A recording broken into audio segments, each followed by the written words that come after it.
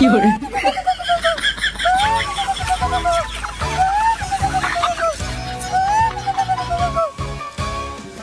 সর।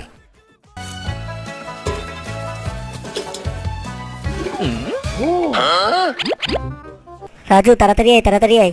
কি হয়েছে, এমন চিল্লাও কেন?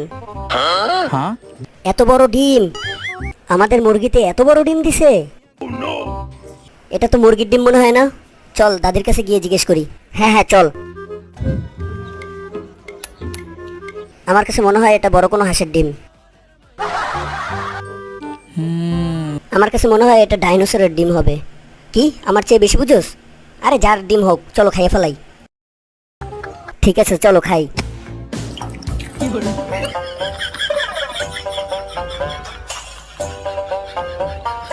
আহা কি আনন্দ আকাশে বাতাসে, আহা কি আনন্দ আকাশে বাতাসে। বন্ধুরা